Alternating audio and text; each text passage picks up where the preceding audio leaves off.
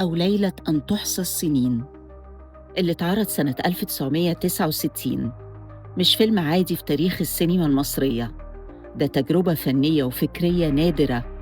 بيعتبر واحد من أعمق وأهم الأفلام لأنه بيسأل سؤال كبير عن الهوية وعن علاقتنا بتاريخنا وإزاي بنشوف نفسنا فيه. أليس في الوادي عندكم مثل هؤلاء؟ لا.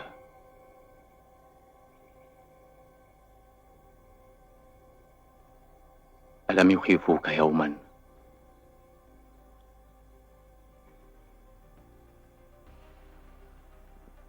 كانوا رفاق طفولتنا،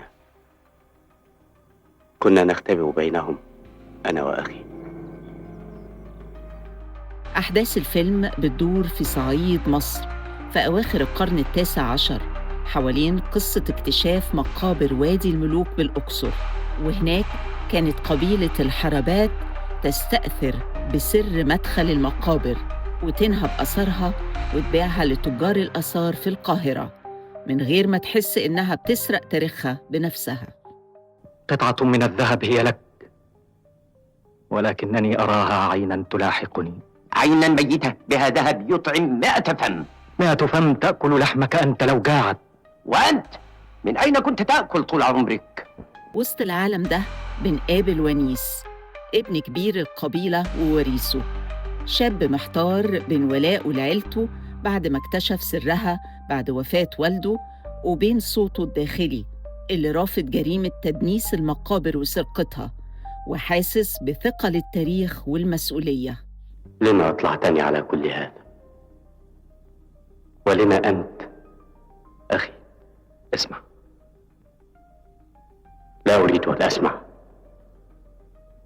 كفى ما سمعت. دور ونيس قدمه الفنان أحمد مرعي في أداء مختلف تماماً عن الشكل التقليدي للبطولة. أداء داخلي قليل الكلام معتمد على النظرات والسكون، وده كان مناسب جداً لطبيعة الشخصية والأسلوب شادي عبد السلام اللي بيفضل الصمت على الشرح. حوار الفيلم كتبه الأديب علاء الديب، أما البطولة فشارك فيها نخبة كبيرة من الفنانين مع أحمد مرعي زي أحمد حجازي، نادية لطفي، زوزو حمدي الحكيم، عبد العظيم عبد الحق، محمد نبيه، شفيق نور الدين وغيرهم، وكلها أدوار مساندة ساهمت في بناء العالم الخاص للفيلم وجسدت شخصيات كانت بتمثل السلطة والعادات واللي بتضغط على ونيس عشان يكمل الطريق من غير ما تسمع لصوته الداخلي. يجب أن نبحث عن ونيس، فهو الوحيد الذي يعرف السر. لا، اتركوا البكاء يخلصه من طفولته، سيعود.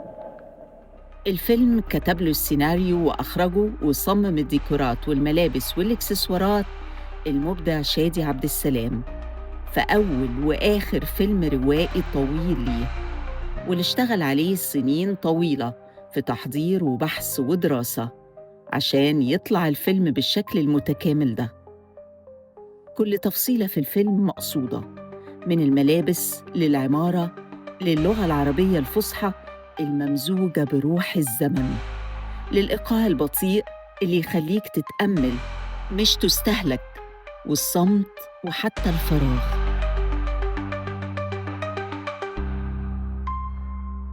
المومياء اتصور في ظروف إنتاج صعبة وبإمكانيات محدودة، واعتمد على مواقع تصوير حقيقية وعلى أسلوب بصري أقرب للفن التشكيلي منه للفيلم التجاري.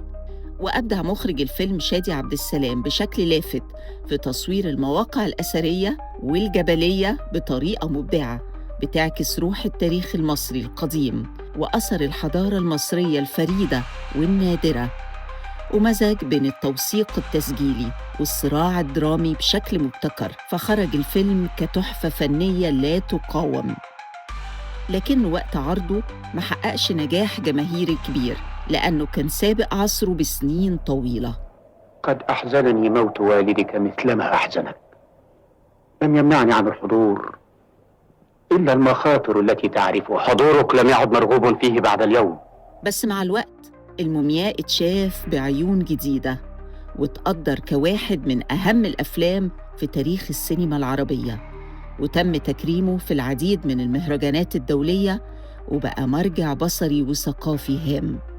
وده كان السبب في اختيار المومياء للمركز الثالث في قائمة أهم 100 فيلم سينمائي مصري، لأنه فيلم فريد بيطرح أسئلة كتير عن الهوية والانتماء والعلاقة المعقدة ما بين الماضي والحاضر من غير أي خطاب مباشر. المومياء مش فيلم بيحكي عن سرقة الآثار، ده فيلم عن لحظة وعي لما الإنسان بيقرر يكون أمين لتاريخه، حتى لو القرار ده مكلف ومؤلم.